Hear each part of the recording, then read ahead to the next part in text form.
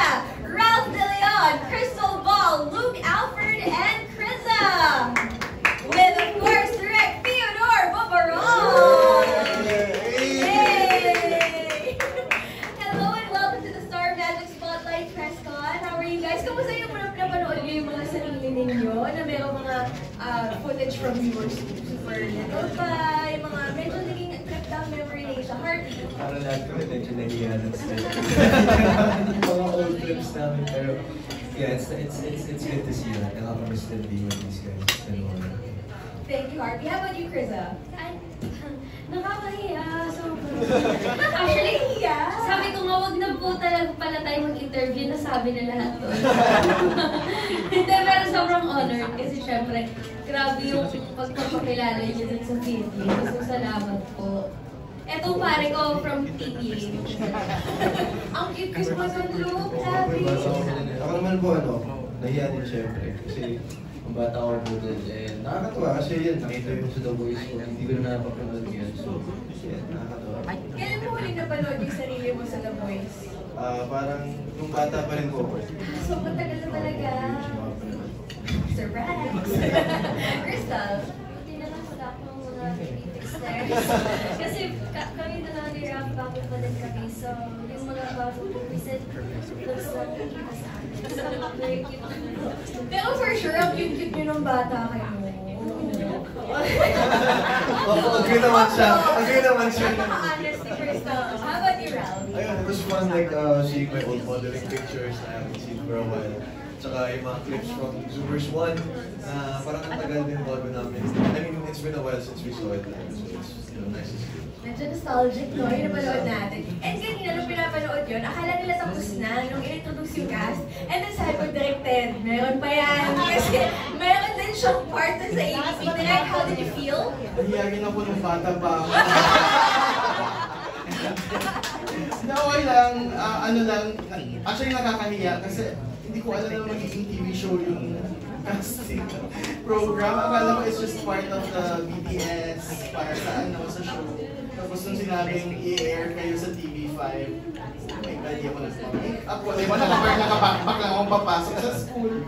So yun yung nakakahiya. Rona. Like reality show bigla. Yes. But also we'd like to acknowledge Direct Chad Vitanes. Yes. Who was also part of Zoomers. Si Direct Chad naman talaga yung nag-start ng show. Direct Chad Vitanes. Tapos we also have our gusto ko i-acknowledge din, of course, our business unit head, Ms. Roda de la Serna, si Ms. Katsi Catalan, our producer, baka makalimutan ko na lahat, Natuban, yung creatives ng buong season 1 and season 2. At kanina, syempre, nakita ka natin si Direk Loren. Direk Loren Jogi, of course, needless to say, he was a big part of Zoomers as well. Now, pag-usapan naman natin ang inyong award! Congratulations! Zoomers cast. Okay, can you tell us a little bit about this award, what it took for you to get this award, tsaka ano yung feeling mo finally na-recognize kayo internationally? Well, actually, thank you ABS-CBN YouTube. They're the ones who really parang nagkaroon ng belief na, sige, isugal natin, isubmit natin yung Zoomers sa Content Asia Awards. So, sobrang nakaka-proud kasi who would have thought we're just a supposedly small online show and then mga baguhan and then biglang Best Asian Short Form Series. Wow, so yun, I feel pride for the creative team, for the production team, for our directors, and then of course, especially to our cast members. I'm hoping na yung award na yan, it will inspire them na there are no small projects, there are no big projects, just put your heart into it. Ay, mapapansin ka kung talagang magaling ka. Pero hindi go, putin nyo, anong inspiration na buwan niya?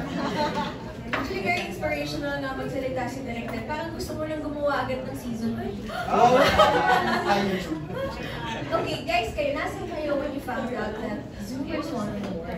Actually, Chris and I were shooting our next project, Deadline, together. We were mga 5 p.m., 6 p.m. na tayo. Tapos kakatapos lang namin ng Excel. Tapos nakita ko lang sa feed ko bigla, nag-post yung Star Magic ata na nanalo yung Zoomers. Tapos nagulat ako when our producer was there because she's also, the producer of Zoomers is also producing them. And she was there too, si Ate Katsi, and she was there. And congratulations kami sa isa't isa. And nakakabigla lang kasi after that, we just sort of went back to shooting the movie. Pero it's para sa akin, yun nga, para sabi ni directed na there were no small projects. Parang yun nga, yung sa akin, Zoomers is a very small family. So nakakahanga para sa akin that we were able to win such a big award like that. Yes, international though. Grabe, nakaka-proud talaga. How about you, Krista? What are your thoughts on the award?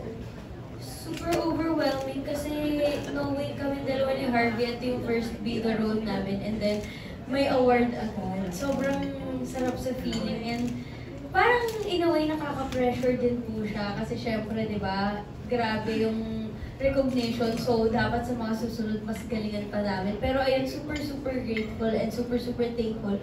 Lalong-lalo na po sa mga naniwala sa amin, behind the camera. Yan sila, Direk Lauren, Direk Ted, Direk Chad. Yun po talaga yung mga unang tao na naniwala sa amin and nagtiwala sa amin. So, ayun, super thankful po talaga.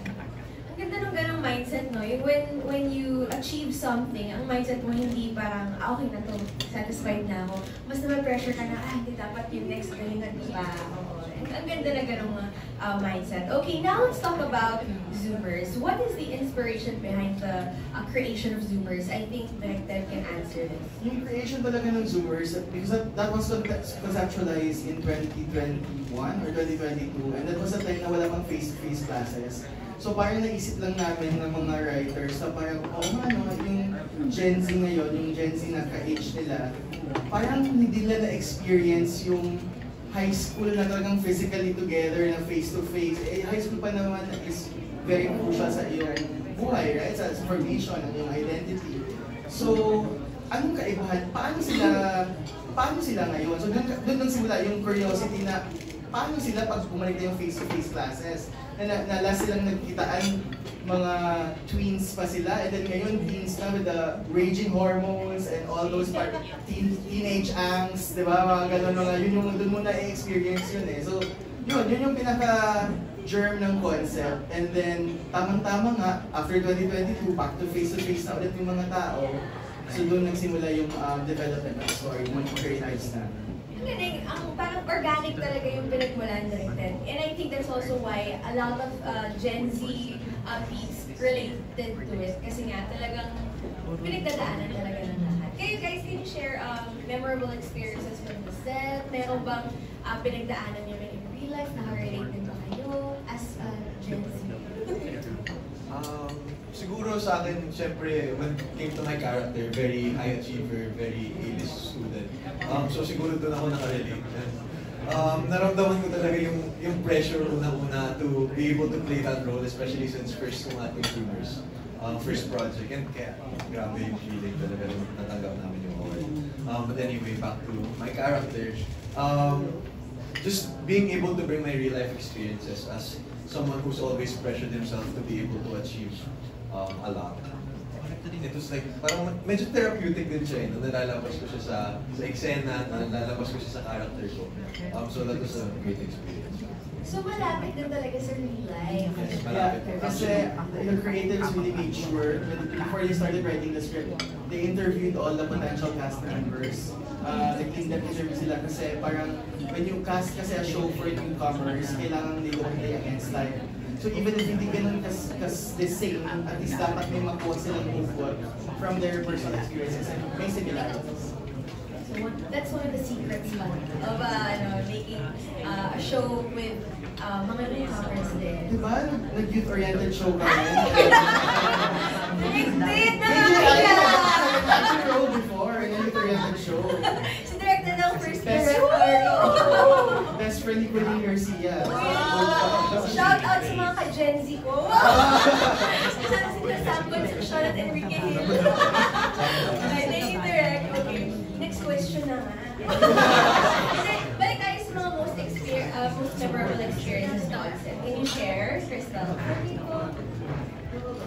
For me, siguro yung on and off screen, chemistry namin sa lahat ng cast, sa set, sobrang na-enjoy ko namin yung first season at especially yung second season kasi sa beach na kami.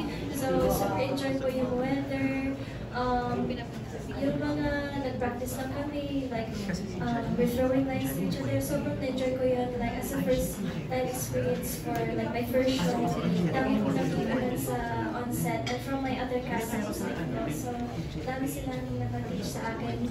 That will hopefully help me for future projects. Ang cute. Parang mas yung focus mo yung naging friendship ninyo. Yes. No? Yeah, oo. Talagang very youth-oriented program ito. Okay, Luke, ikaw. Mukha naman po ang pinaka-memorable sa akin is yung meron po kami break time sa set. Tapos pupunta lang kami sa kwarto-kwarto kasi parang boys and girls. Sa boys, lagi sila naiingayan sa amin kasi kumakanta kami ganyan. So, ayun, alam niyo, kahit pagod kami sa taping kasi may ingat, ganyan, summer, meron kami time para mag-bonding, para magkaroon ng maliit na group of friends na maasahan. So, yun para sa akin. Ano yung mga bonding experiences niyo? Yung mga nilalaro ba kayo? Nag-prank ba kayo? Nag-ano po kami, nagigitara po kami, tapos nag-jam kami. Sa mga boys lang po yun.